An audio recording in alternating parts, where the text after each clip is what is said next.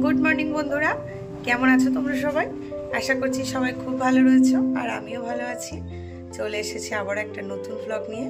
আর তোমরা ব্লগের শুরুতে তো দেখলেই যে আমার রুমের কালারটা চেঞ্জ হচ্ছিল। তো সেটা তো তোমাদের দেখালামই যে সমস্ত কিছু জিনিসপত্র বের করা হয়েছে। আর তোমরা তো জানোই যে রুমের কালার চেঞ্জ হলে বাস করার রুমে কতটা মানে কষ্টকর, সমস্ত কিছু জিনিস একদম পুরো উলট পালট হয়ে গেছিলো। তো আবারও নতুন করে জিনিসগুলো ঠিকমতো জায়গায় রাখা হবে, সাজানো হবে।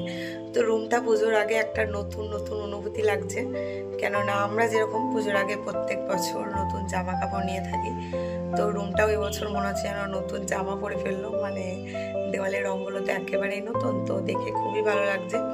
তো চলো তোমাদের দেখাই যে বেডরুমের কালারটা চেঞ্জ করে কেমন দেখতে লাগছে। আর সাথে ডাইনিংয়েরও একটা ওয়ালের কালার চেঞ্জ করেছি।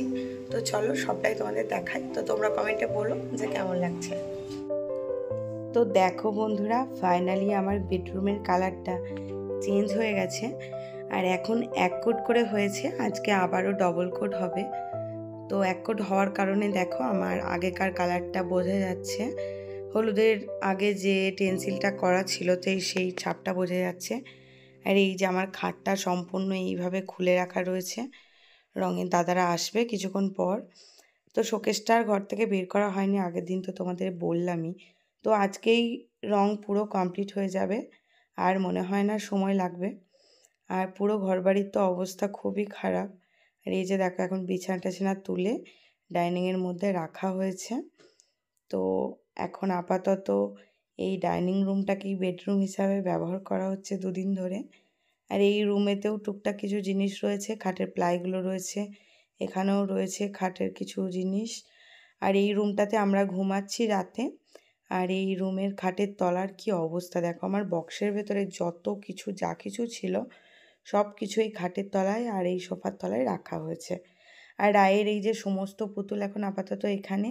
আর এই ব্ল্যাক কালারের ওয়ার্ড্রপটা এখানেই রেখে দিলাম পার্মানেন্ট, এটা এখানেই রেখে দেব।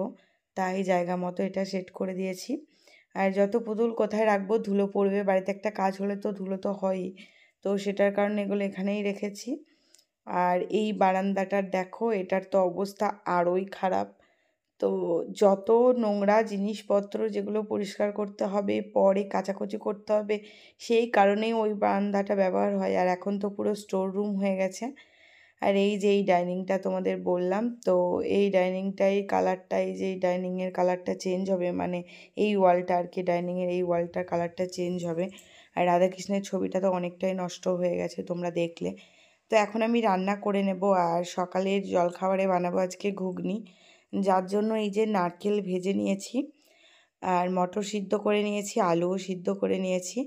এদিকে মশলা কষানো হচ্ছে, ঘুগনিতে নর্মালি যে মশলা দেওয়া হয় সেটাই দিয়েছি। আজকে একটু পেঁয়াজ রসুন দিয়েই করব।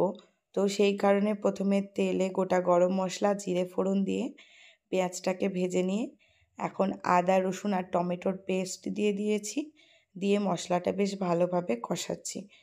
তো আজকে ঘুগনি করার একটা কারণ হলো, এই নারকেলটা ঘরে ছিল, আর ঘুগনিতে নারকেল দিয়ে খেতে ভীষণই ভালো লাগে। আর আমি তো ঘুগনি একদমই পছন্দ করি না, তোমাদের দাদাভাই ভালোবাসে, রায়ও ভালোবাসে। তো সেই কারণেই আজকে ঘুগনি করা।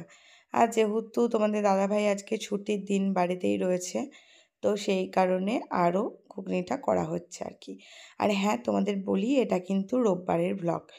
তো এই যে দেখো, এখন ঘুগনিটা কষানোও হয়ে গেছে, আর এই যে জল দিয়ে দিলাম। তো ঘুগনিটা ফুটে উঠলে আমি নারকেলটা দিয়ে দেব, ব্যাস তাহলেই আমার ঘুগনি কমপ্লিট হয়ে যাবে। আর ঘুগনির সাথে মুড়ি রেখেছি, কোনো রকম পরোটা লুচি করিনি, যেহেতু বাড়িতে কাজ হচ্ছে তো একটু পরিস্থিতি অন্যরকম রয়েছে, তাই আর বেশি কিছু করলাম না, ভাবলাম মুড়ি দিয়েই খেয়ে নেওয়া যাক। আর খুব একটা লুচি পরোটার সাথে ঘুগনি খাওয়া স্বাস্থ্যের পক্ষেও ভালো না। রেগুলার যদি আমরা ঘুগনি পরোটা খেতে থাকি তাহলে কিন্তু আমাদের শরীরটাও দিন দিন খারাপ করে যাবে। তো এই যে দেখো ঘুগনিটা ফুটে উঠেছে, আর আমি এখন ভাজা নারকেল আর কাসুরি মেথি দিয়ে দিলাম। তো এরপর একটুখানি ফুটে নাড়িয়ে নিলেই হয়ে যাবে আমার ঘুগনি একদম রেডি। আর খুব সুন্দর একটা গন্ধ বেরিয়েছিল, আর টেস্টও হয়েছিল খুব সুন্দর। মানে ওটা আমার কথা না, ওটা তোমাদের রায় আর দাদাভাই বলেছে যে খুব ভালো টেস্ট হয়েছিল। আমার ঘুগনি যত ভালো টেস্ট হোক না কেন খুব একটা ভালো লাগে না, একটা ঝাল ছাড়া একটা ঝাল দেওয়া। আর সাথে এই যে শশাটাও কেটে নিয়েছি। আর আমাদের মুড়ি টুড়ি খাওয়ার পরে এখন রান্নার কাজে চলে এসেছি। আর এখন এই যে মাছটায় নুন হলুদ মাখিয়ে নিচ্ছি, মাছের ঝোল বানাবো। আর যেহেতু আমরা 3 জন আর মাছ যেদিন করি সেদিন একবেলার মতোই করি, তো যেটুকু মাছ লাগবে সেটুকু নিয়ে বাকিটা ফ্রিজে রেখে দিলাম। আর মাছগুলোকে এখন নুন হলুদ মাখিয়ে একটু রেখে দেব, তারপর মাছগুলো নর্মালি ভেজে নিয়ে ঝোল বানিয়ে নেব। আর দেখি সাথে কিছু একটা ভাজা করব, খুব একটা রান্নাবান্না করব না। তোমাদের তো বললামই যে একটু পরেই মিস্ত্রি দাদারা চলে আসবে, তো আজকে রঙটা কমপ্লিট করে নিতে হবে, যেহেতু আজকে ছুটির দিন আর বেশি সময় দেওয়া যাবে না। তো তারপর আমার রান্না বান্না কমপ্লিট করে রান্নাঘর পরিষ্কার করে বেশ কিছুটা সময় ওদিকে মিস্ত্রি দাদারাও চলে এসছে। আর তারপর তোমাদের দাদাভাইও বাজারে গেছিলো। আর এই যে কিছু সবজি নিয়ে এসছে, তো সেগুলোকেই এখন আজার করে রাখছি, ধুয়ে টুয়ে শুকিয়ে ফ্রিজে জায়গা মতো তুলে রাখবো। আর সকালের দিকেই যেহেতু আমি রান্নাটা করে নিয়েছি, তখন সবজিগুলো ফ্রিজে যেগুলো ছিল সেগুলোই রান্না করেছি, তো এগুলোকে আর রান্না করা হয়নি, তাই আর ধোয়াও হয়নি। তাই এটাকে এখন ধুয়ে রেখে দিলে আবারও 2-3 দিন কোনো অসুবিধাই নেই, বাজারে যেতে হবে না সবজির জন্য।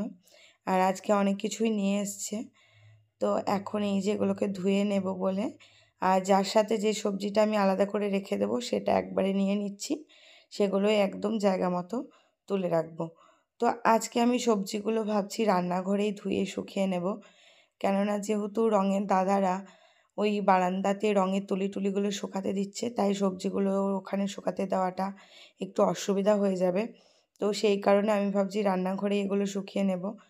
তো এখন সবজিগুলোকে বেশ ভালোভাবে ধুয়ে নিলাম, তো তারপর এখানে এই জলটা ঝরিয়ে নেব। আর আজকে অনেক কাজ রয়েছে, যেহেতু রঙটা আজকে 2 কোট হলেই কমপ্লিট হয়ে যাবে, তাই ঘরে জিনিসপত্রগুলোও ঢোকাতে হবে। আর ফাইনাল আজকে সমস্ত ওয়ার্ড্রপ ড্রেসিং টেবিল যেগুলো আমার ফার্নিচারগুলো বাইরে রয়েছে, তো সেইগুলো ফাইনালি রুমের মধ্যে ঢুকিয়ে দেব, কেননা খুবই অসুবিধা হচ্ছে। তো ঘরদোর পরিষ্কার করতে বেশি সমস্যা হচ্ছে, জিনিসপত্র খুঁজে পাওয়াতে সমস্যা তো রয়েছেই, সেটা 1-2 দিনের ব্যাপার।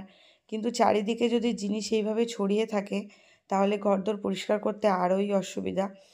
তো এই যে দেখো, আমি এখন এই বাসনের ঝুড়িটার মধ্যেই সবজিগুলো জল ঝরাতে দিচ্ছি, কেননা বললাম তোমাদের বাইরে কাজ হচ্ছে বলে, সেই কারণে এখানেই দিয়ে দিচ্ছি। তো তারপর 2 কোট কমপ্লিট হয়ে কিছুক্ষণ শুকিয়ে যাওয়ার পরে বাদবাকি ফার্নিচারগুলো ঢুকিয়ে নেব রুমের মধ্যে। আর আজকে ফার্নিচার রুমের মধ্যে ঢোকালেও সেগুলো একদম দেয়াল চেপে রাখবো না, একটু খালি করে করে রাখবো, যাতে রঙের সাথে কোনো রকম কোনো টাচ না হয়।